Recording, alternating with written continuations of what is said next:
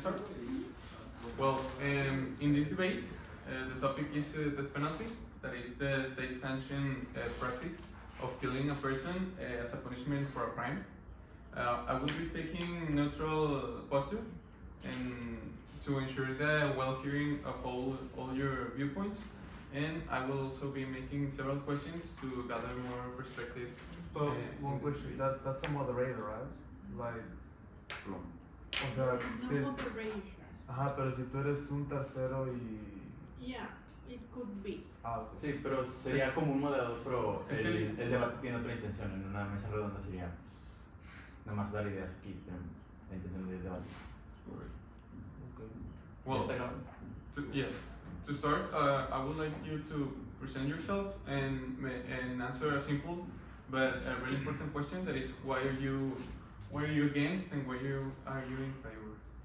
So I'm gonna start presenting. My name is Juan Manuel, and I'm part of the posture in favor of death penalty, also known as capital punishment. And the reason of why I'm in favor of this, or at least the main reason, is that I consider, based on the different stats, that it's a viable punishment and a fair punishment for people that have committed a crime around the same level. Now, My name is Oscar Ramirez, and I'm in favor of the death penalty. As my partner said, death penalty should be a thing when it's considered to be at a same range of attack. And in that debate, I will keep getting my posture as in favor. Well, my name is Porfirio Torres, and I'm against death penalty because the majority of the time they say that it is for justice, but many places they use it just to control. My name is Daniel Eduardo, and I'm against death penalty. Not because only the logistics of it, but because of the morality of it. We have the right to live, and it is a human right, and it is just breaking that. okay. As a way to start the debate, I would like to drop a question for us to start getting somewhere, and is why allowing death penalty in different countries? And as I made the question, I would like to answer the question in a very brief way. Death penalty has been applied in different countries around the world. Some countries have decided to abolish it and to take it out of their judicial system because specifically this aspect of human rights. So is the case with some states of the United States and the case with other countries in Europe. Interestingly, there isn't really a direct relationship between the development of a country and the abolishment of death penalty. So why allowing death penalty? In different countries, death penalty is a punishment that goes directly proportional to the crime that the person committed. It's not really something that is considered if a person steals or if a person harms someone else. It's a punishment that goes in response to a murder or to a homicide. In my opinion, death penalty or capital punishment is an option that allows the prevention of upcoming situations that could involve whoever perpetrated the homicide or the murder, both outside prison or within the prison. So, an example of death penalty is in Iraq. The type of crime that would be penalized as death penalty is terrorism, murder, and drug-related offenses. I believe these crimes are very dramatic to the society and should be punished in a certain manner. Maybe the drugs-related offenses could have another term, but murder and terrorism are a thing that affect the country and society in a very drastic way and should be punished in the same way. Okay, so you're saying that terrorism is not being punished because, as I know, terrorism is punished. It's only punished by life sentence, and that is actually the same, but not breaking any human's right, and actually is safer considering that some of the arrests that people make that were considered death penalty in the United States actually were unjustified arrests, and that were later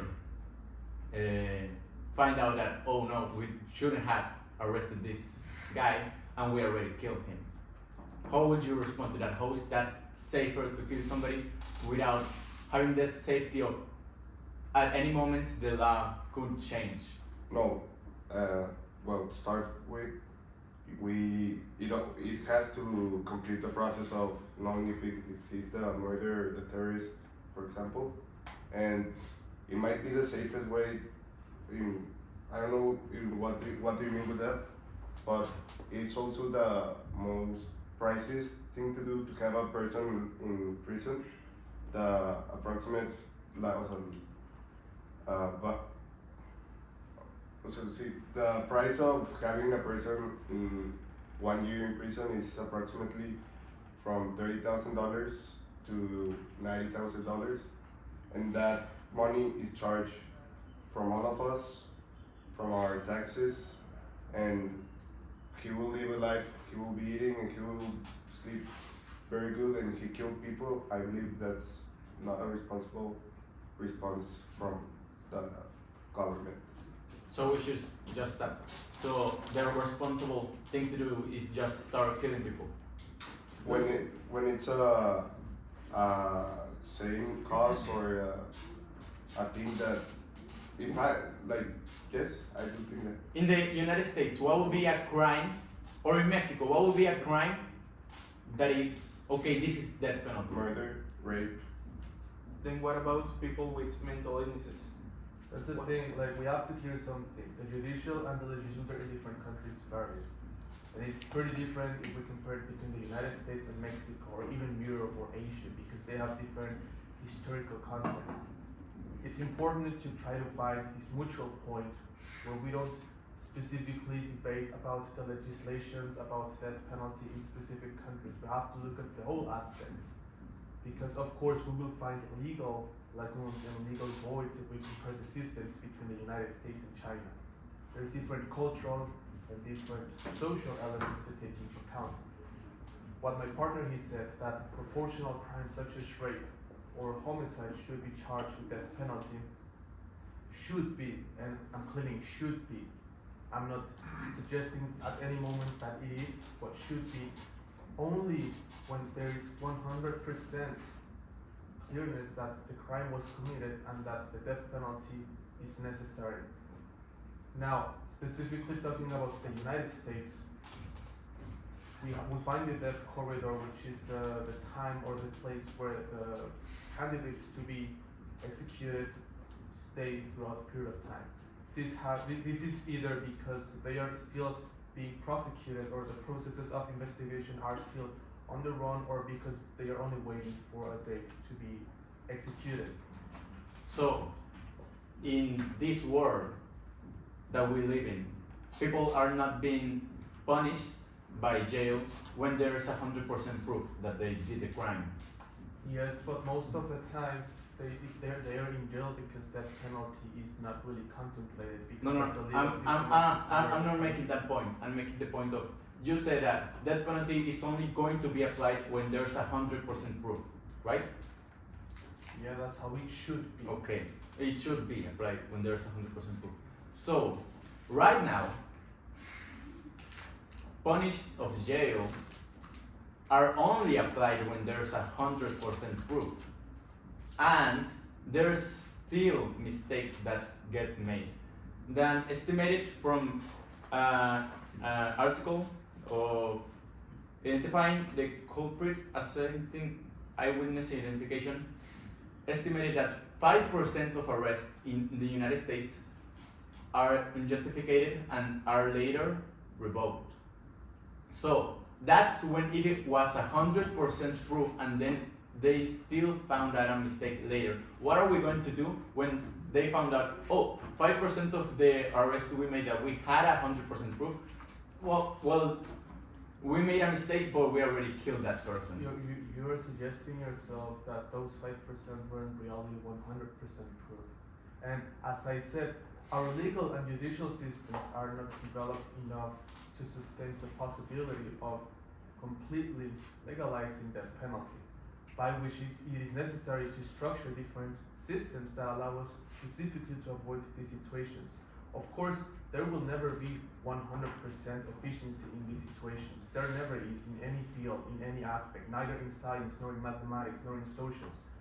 Nobody can expect to have 100% efficiency when identifying guilty or not guilty accused people. But we do have to look forward to make this process more efficient with the tools we have right now.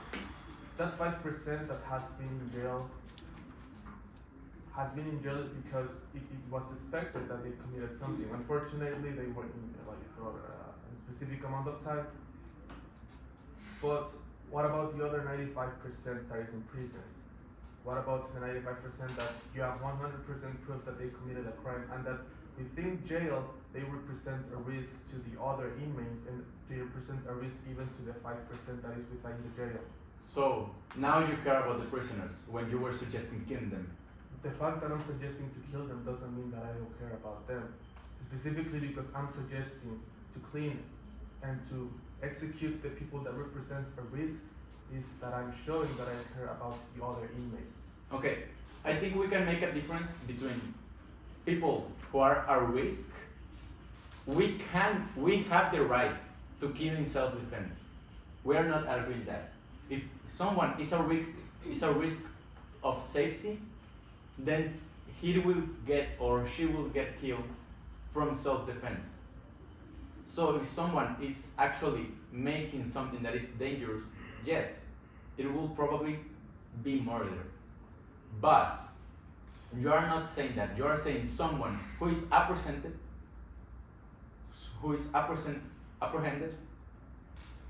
should be killed. No, that doesn't make sense.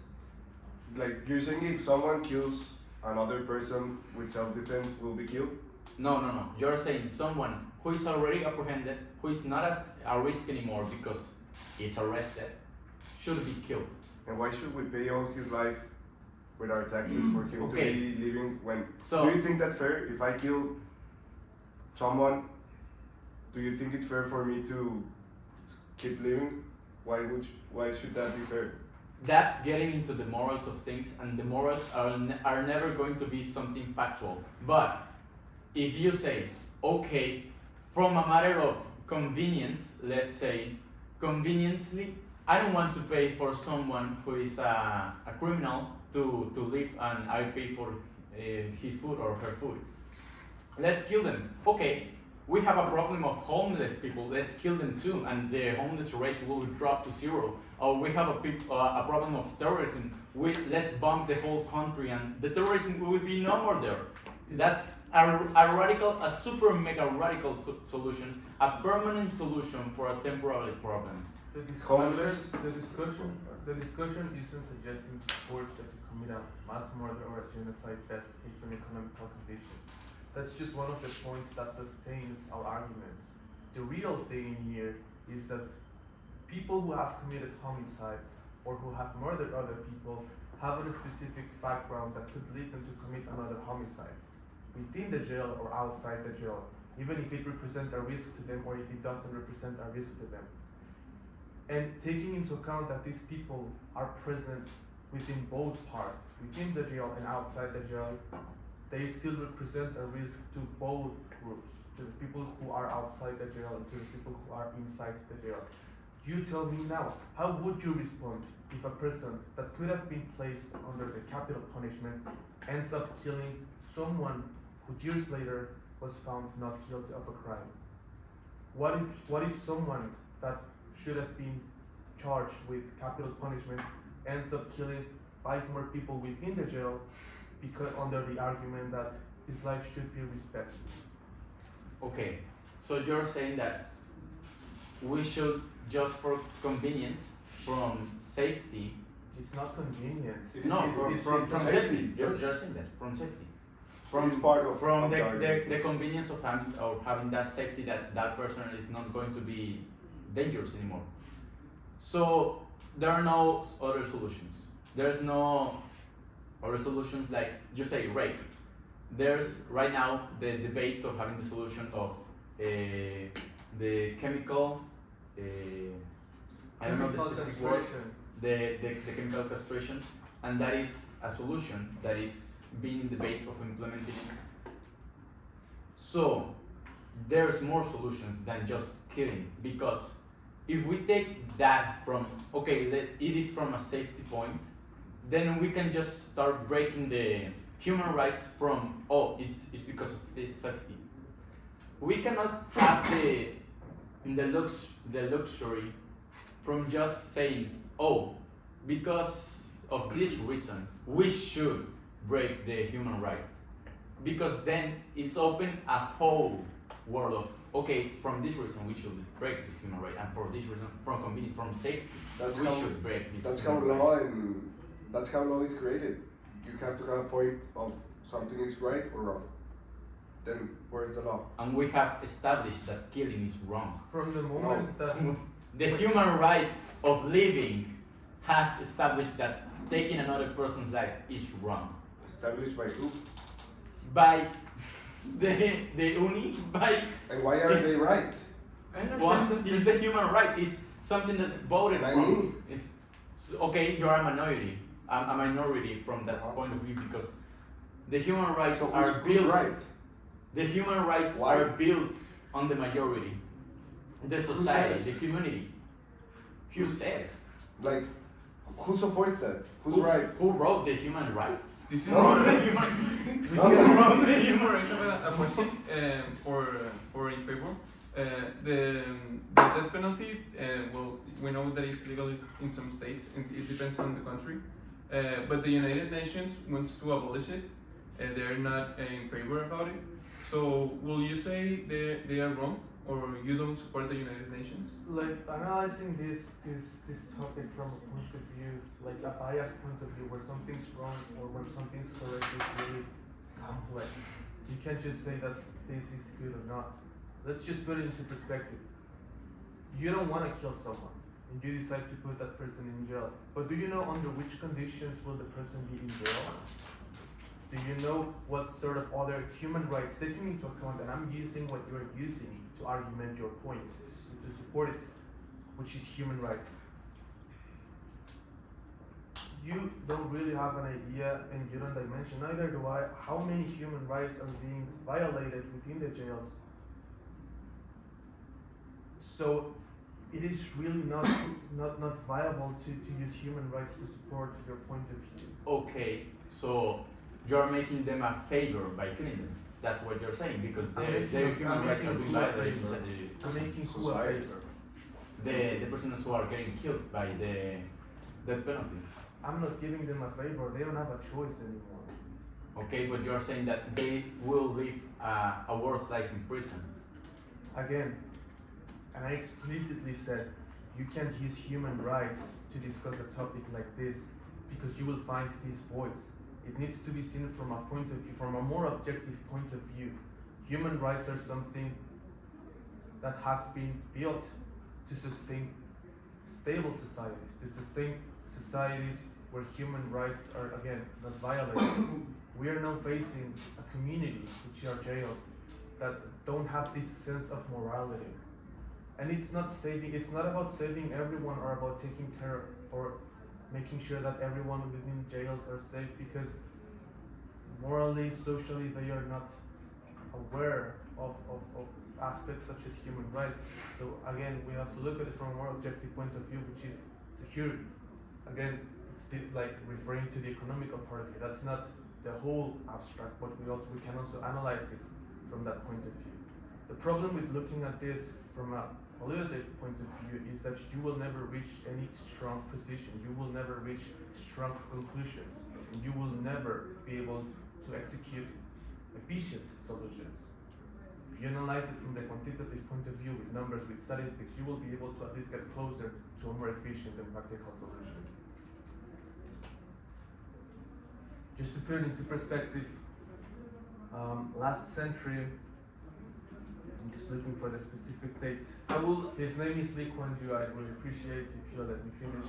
Lee Kuan Yew was the former Prime Minister of Singapore for more than 20 years, and he's considered by many contemporary leaders as one of the best leaders of the last century because he had the courage to take decisions that countries were against, that human rights wouldn't agree with, or that wouldn't approve. He legalized and he agreed basically with capital punishment for certain crimes such as political crimes, drugs, murder, and this complemented by other decisions and by other political decisions took Singapore to be one of the least developed countries to one of the most developed countries. Now, again, we have to take into account that this is a very small community. Singapore is a really small country with a really small population. We can really dimension the possibilities, or we can really dimension neither predict the results of applying this model into a country like the United States. But we have seen the example in Singapore, and we haven't seen an example of societies flourishing, and I'm talking about countries in development, flourishing without not allowing that penalty. I'm not suggesting that that penalty is a must for countries to develop or to reach a safe community, but I am showing that this situation being applied to Singapore showed actual results. I really find ironic how you said we cannot look at it from a morality point of view because we will never reach a conclusion because morality cannot be measured. And you said we have to look at it from the analytics point of view, from the objective point of view. And then you started saying that someone has the courage and the bravery to do such an action. And I would like to present the article of Informe de Deterrence and the Death Penalty that showed that the apply of death penalty didn't have any correlation, and it hasn't had any correlations with the stop of crimes in the last 30 years since 2012 back. And I would like to say that, okay, Singapore flourished. Was it because of the death penalty? That's specifically what I said. Was it because of that? I Because was according to this article, clear. it doesn't have any currents. Yeah, and I would like to say that, if you let me finish, I would like to say that, what would you think about the connection of if we start killing criminals, and this has been greatly discussed in the last century, if we start killing criminals, wouldn't that just spiral to living in a constant sense of fear from the government?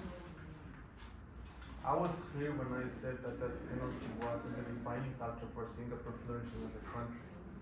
I said that death penalty was only one of the elements of Okay, that. can you cite the article? It's not an article. It's a- historical data. It's a storybook. It's a Wait. Can you start to close? Yeah. Because this is going back and forth, and you're not getting to anything. Yeah. And that is a valid thing, but because Yeah. of time, and you are going like in circles, okay? And I need to Ariel and Porfirio to talk because this is a thing between you two only, okay? So you have 5 minutes. Yeah. I mean, as a way to conclude, I would like to propose the question: what are the benefits and the cons of death penalty? Anyone would like to start? the benefits of having it, or Benefits and contradict. I mean, cons. Ariel, Well, Ariel first. I would like to start. I researched something, and it's about in Salvador. The President Bukele has now taken action that is called Mano Dura, where he has now zero tolerance with criminals, and well, these criminals are now practically scared because they're exposing them while they're arrested, and they're doing massive detentions. They're even erasing their gang tattoos, and they're leaving the gang. So I think a pro is that well, criminals will be let's say scared about the consequences, and this will cause less crimes. What do you? Okay, so I understand that death penalty is for serious crimes like murder and other things, and here as he says that they do what it's called mano dura in most of the most of the time. Well, they use the death penalty more for like armed robbery, financial crimes, and other things that are non-lethal crimes. And I understand that many of the times they, well, before, sorry, more like in the economic way, I understand that having prisoners it's more Pricey. is more priced, but at the same time, when we use what it's death penalty, as for example, I don't know how it's called, the vaccine they use for the death, how much it costs, for example, we don't know. No, but it's nothing compared to a life in prison. If that's your argument. Yeah, but like. If it costs like $30,000 per year or a I will- vaccine, it's nothing compared to that. Let's I will- let's not okay. Yeah, no, wait. Sorry. About the benefits of death penalty, again, looking at it from different perspectives. Pro of death penalty, first of all, it comes to safety aspect. We would assure the security of people within jails, or at least more security of people within jails, so as outside prisons, which is in the usual world. We would, as he commented, decrease, and I'm pretty sure it would be like that, because you can't really compare the price of cost of living someone than just a bunch of chemicals. It would be less pricey for prisons to maintain prisoners, even though it might represent a minority, it's still something to decrease the cost of living of someone else. Um, 1 minute. Yes, but my point here is that death penalty during the last years it has been used only for non-lethal crimes, while many murders they only have like in their trials they receive a 10-year penalty, and they after 10 years they can go and leave I would like to. after many murders. So why that person can have the death penalty, but someone that did a financial crime just can't have it? I would like to close the debate by saying that I think the people that are against it appreciate more the moral of the life, and people who are in favor appreciate more the safety, but disregard the safety that comes from respecting human rights. Okay.